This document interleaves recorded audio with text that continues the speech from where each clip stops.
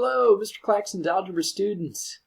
I hope you all are doing as well as you can. I decided to share a picture with you of just a view out my window one morning. I think I took it either earlier this year or maybe it was last year, but I found it, wanted to share it with you. I always enjoy the sunrises. I want to talk to you today about quadratic transformations and translations. So this is Chapter 9, Section 3 of the Algebra 1 book. I think it's Chapter 4, Section 7 of the Algebra 2 book. So basically, what I want to share with you real quick, transformation is nothing more than the movement of a function, and that could be like a dilation to make it wider. We're going to talk about translations right now. So that's up, down, left, right. So if you're moving up and down, it's pretty straightforward. You can see here that our parent function is the blue function here. So we got the blue function, which is x squared. F of x equals x squared. So that is our parent function. To move up, we would just add to it. To move down, we would subtract from it. So you see here, we have x squared plus 3. That's a translation. So that's up 3 units. The green function is up 3 units. Function g over here.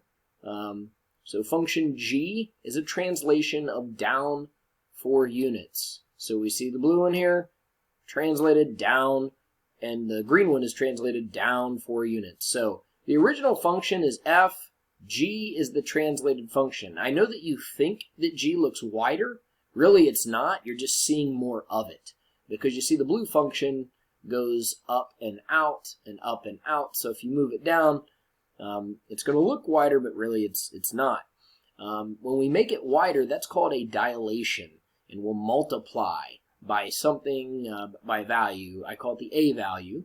They're in front of the x squared. So whenever we put something in front of the x squared, that is going to affect how dilated the function is. But right now, we're just going to focus on vertical and horizontal. I want to keep moving here. I want to make this video as short as possible for you. So now, what about moving left and right?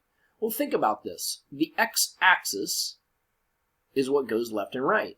So what would affect that lateral movement, that horizontal movement? Well, if we group it with the x value, that's what's going to affect it. Now, one thing that you have to remember here is it's going to be the opposite of what you think. I know you see x minus h squared, or the quantity x minus h squared. So down here, for example, we have the quantity x minus 2 squared. That's going to move the function right 2 units. I know you see the minus there, and you want to say left, but it's going to do the opposite of what you think inside those parentheses there. So the original function, function f, our blue function, is f of x equals x squared. And then the translated function here is move right 3 units. So think, what would this translation right here do?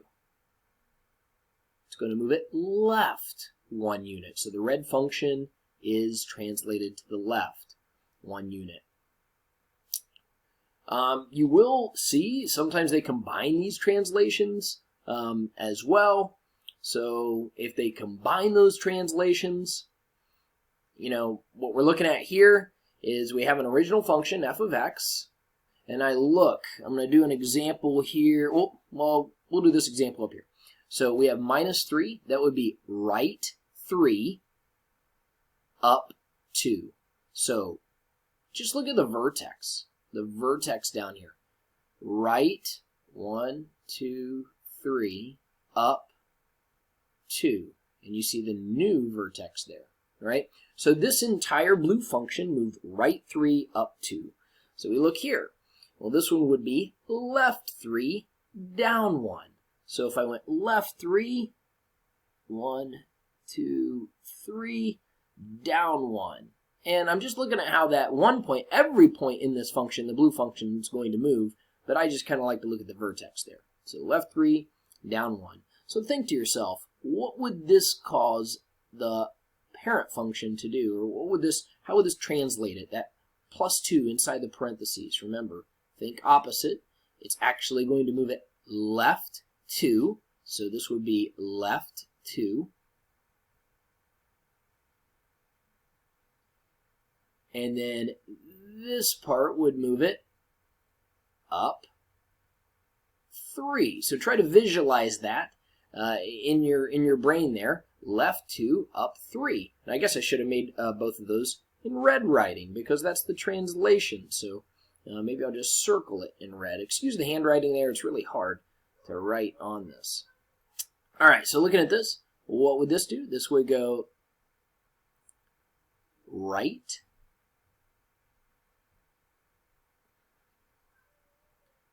right 4, and then down 4.